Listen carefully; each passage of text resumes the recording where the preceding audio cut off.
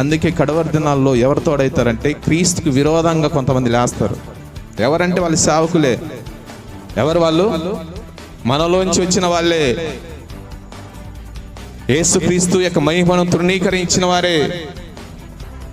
కారణం ఏంటంటే వీరు మాట్లాడే మాటలు, ఇదిగో యేసు నామాన్నే మహిమపరచకుండా ఏ బోధలైనా సరే, ఏ ప్రసంగంలో అయినా సరే, ఏ మందిరంలో అయినా సరే క్రీస్తు గురించి లేకుంటే, క్రీస్తు యొక్క శిలువ ధ్యానం లేకపోతే, క్రీస్తుని క్రీస్తుగా మహిమపరచలేకపోతే ఆ బోధ దేనితో సమానం?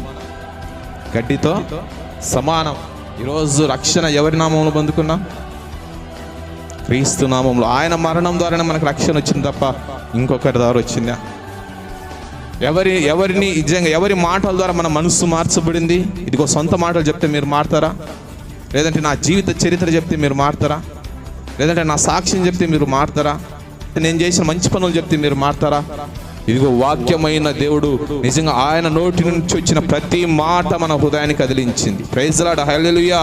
అవి మారు మనసు కలిగించింది. పేతురు, యోహానులంట 4వ అధ్యాయంలో చూస్తే వాళ్ళు ప్రసంగిస్తుంటే ఇంచుమించు 5,000 మంది ఇదిగో క్రీస్తు మాటలకు మారు మనసు పొందారు.